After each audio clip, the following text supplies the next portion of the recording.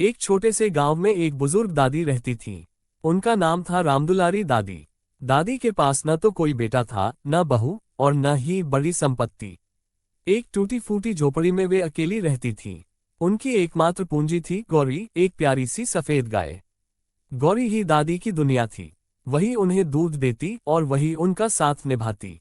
दादी उसका बहुत ध्यान रखती, खुद भूखी रह जाती लेकिन गौरी को भूखा न रखती। हर सुबह दादी गौरी को प्यार से सहलाती और उससे बातें करती जैसे वह उनकी बेटी हो। गांव के लोग कहते, दादी इस गाय को बेच दो, इसके पैसे से तुम आराम से रह सकती हो। पर दादी हमेशा मुस्कुराकर कहती, गौरी को कैसे बेच दूं, ये तो मेरी बेटी जैसी है। जिस दिन ये नहीं रहेगी उस दिन मैं भी नहीं रहूंगी। एक साल गांव में भयंकर सूखा पड़ा। खेत सूख गए, कुएं सूख गए और गांव के लोग शहर की ओर भागने लगे। दादी के पास भी कुछ न बचा, न चारा न अनाज।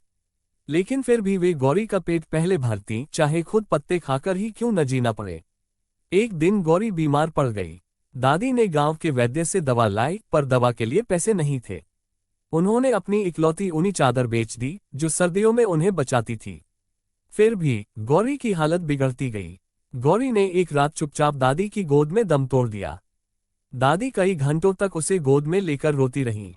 जब गांव वालों ने देखा तो सबका दिल पसीज गया। सबने मिलकर गौरी का अंतिम संस्कार करवाया। उस दिन के बाद दादी और भी चुप रहने लगी। लेकिन गांव वालों ने महसूस किया कि उनकी सबसे प्यारी चीज गौरी अब नहीं रही, तो अब वे दादी का ध्यान रखने लगे।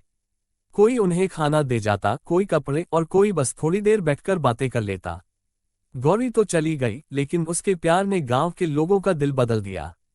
अब दादी अकेली नहीं थी।